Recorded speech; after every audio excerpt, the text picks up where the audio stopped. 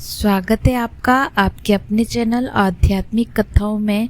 पुत्रदा एकादशी की आपको हार्दिक शुभकामनाएं। पुत्रदा एकादशी व्रत कथा। द्वापर युग के आरंभ में महिष्मती नाम की एक नगरी थी जिसमें महिजीत नाम का राजा राज्य करता था, लेकिन पुत्रहीन होने के कारण राजा को राज्य सुखदायक नहीं लगता था। उसका मानना था कि जिसके संतान न हो उसके लिए यह लोक और परलोक दोनों ही दुखदायक होते हैं। पुत्र सुख की प्राप्ति के लिए राजा ने अनेक उपाय किए, किंतु राजा को पुत्र की प्राप्ति नहीं हुई। वृद्धावस्था आती देखकर राजा ने प्रजा के प्रतिनिधियों को बुलाया और कहा कि हे प्रजाजनों, मेरे खजाने में अन्याय से उपार्जन किया हुआ धन नहीं है, न मैंने कभी देवताओं तथा ब्राह्मणों का धन छीना है, किसी दूसरे की धरोहर भी मैंने नहीं ली। प्रजा को पुत्र के समान पालता रहा, मैं अपराधियों को पुत्र तथा बांधुओं की तरह दंड देता रहा।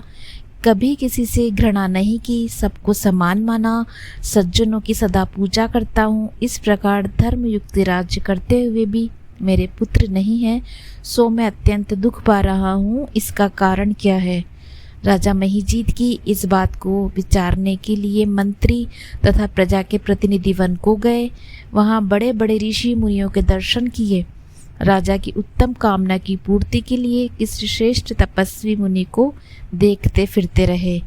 एक आश्रम में उन्होंने एक अत्यंत वयोवृद्ध धर्म के ज्ञाता बड़े तपस्वी परमात्मा में मन लगाए हुए निराहार जितेंद्रिय जित क्रोध सनातन धर्म के गुण तत्वों को जानने वाले समस्त शास्त्रों के ज्ञाता महात्मा लोमश मुनि को देखा, जिनका कल्प के व्यतीत होने पर एक रोम गिरता था। सबने जाकर ऋषि को प्रणाम किया। उन लोगों को देखकर मुनि ने पूछा कि आप लोग किस कारण से आए हैं? निसंदेह मैं आप लोगों का हित करूंगा। मेरा जन्म केवल दूसरों के उपकार के लिए हुआ है, इसमें संदेह मत करो। लोमश ऋषि के ऐसे वचन सुनकर सब लोग बोले, महर्षि, आप हमारी बात जानने में ब्रह्मा से भी अधिक समर्थ हैं, अतः आप हमारे इस संदेह को दूर कीजिए।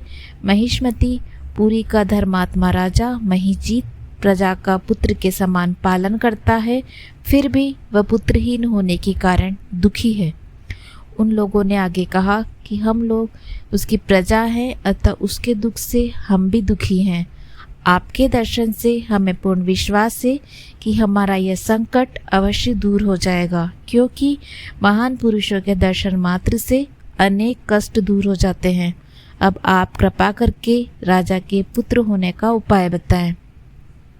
ये वार्ता सुनकर ऋषि ने थोड़ी देर के लिए नेत्र बंद किए और राजा के पूर्व जन्म का वृत्तांत जानकर कहने लगे।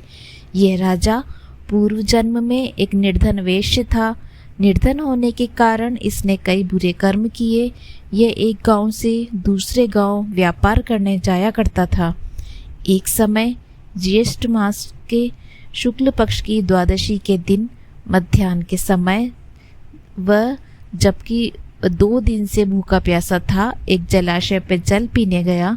उसी स्थान पर एक तत्काल ब्याही हुई प्यासी गो जल पी रही थी। राजा ने उस प्यासी गाय को जल पीते हुए हटा दिया और स्वयं जल पीने लगा, इसलिए राजा को यह दुख सहना पड़ा। एकादशी के दिन भूखा रहने से वह राजा हुआ और प्यासी गो को जल पीते हुए हटाने के कारण पुत्र वियोग का दुख सहना पड़ रहा है। ऐसा सुनकर सब लोग कहने लगे कि हे ऋषि, शास्त्रों में पापों का प्रायश्चित भी लिखा है, अतः जिस प्रकार राजा का यह पाप नष्ट हो, आप ऐसा उपाय बताएं। लोमश मुनि कहने लगे, श्रावण शुक्ल पक्ष की एकादशी को, जिसे पुत्रदा एकादशी भी कहते हैं, तुम सब लोग व्रत करो और रात्रि जागरण करो। इससे राजा का यह पूर्व जन्म का पाप अवश्य नष्ट हो जाएगा, साथ ही राजा को पुत्री की अवश्य प्राप्ति होगी। लोमश ऋषि के ऐसे वचन सुनकर मंत्रियों सहित सारी प्रजा नगर को वापस लौट आई और जब श्रावण शुक्ल एकादशी आई तो ऋषि के आज्ञा अनुसार सबने पुत्रदा एकादशी व्रत का जागरण किया। इसके पश्चात द्वादशी के दिन इसके पुण्य का फल राजा को दिया। उस पुण्य के प्रभाव से राजा को एक तेजस्वी पुत्र उत्पन्न हुआ, इसलिए हे राजन, इस श्रावण शुक्ल एकादशी का नाम पुत्रदा पड़ा। तथा संसार की सुख की इच्छा हासिल करने वाले इस व्रत को अवश्य करें। इसके महात्म्य को सुनने से मनुष्य सब पापों से मुक्त हो जाता है। इस लोक में संतान सुख भोग कर परलोक में स्वर्ग को प्राप्त होता है।